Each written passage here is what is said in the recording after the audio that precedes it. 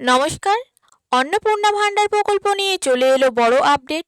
17ই August থেকে কোন কোন মা বোনেরা অ্যাকাউন্টে টাকা পাবেন এবং কারা আর এই সুবিধা পাবেন না তা নিয়ে শুভেন্দু অধিকারী বড় ঘোষণা করেছেন।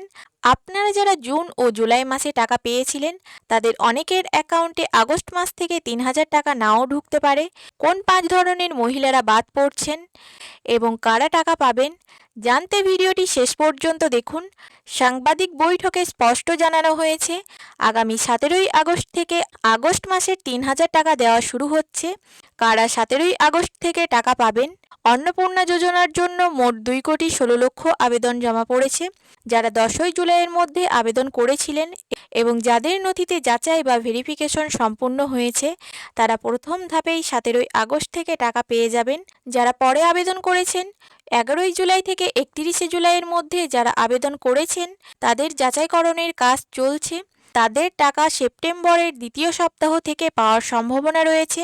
পরবর্তী মাসগুলোতে প্রতি মাসে দ্বিতীয় সপ্তাহের মধ্যে অন্নপূর্ণা যোজনার 3000 টাকা অ্যাকাউন্টে পাঠাবে রাজ্য সরকার।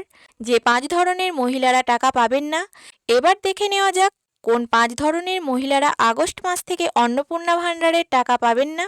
বয়সের মাপকাঠি, যাদের বয়স 25 থেকে 60 বছরের মধ্যে নয় তারা এই টাকা পাবেন না।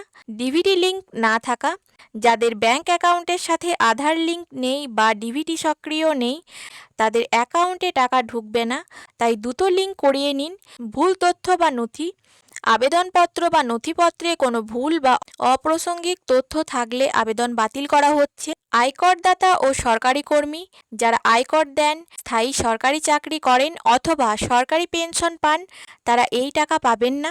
বিশেষ পদে কর্মরত কর্মী, আশাকর্মী, অঙ্গনারী কর্মী এবং সিভিক ভলেন্টিয়ার পদে কর্মরত মহিলারা এই প্রকল্পের টাকা পাবেন না। আপনার ব্যাংক অ্যাকাউন্টের ডিবিটি স্ট্যাটাস দ্রুত চেক করিয়ে নিন। ভিডিওটি দরকারি মনে হলে লাইক ও শেয়ার করুন আর চ্যানেলে নতুন হয়ে থাকলে সাবস্ক্রাইব করে পাশে থাকুন। ধন্যবাদ।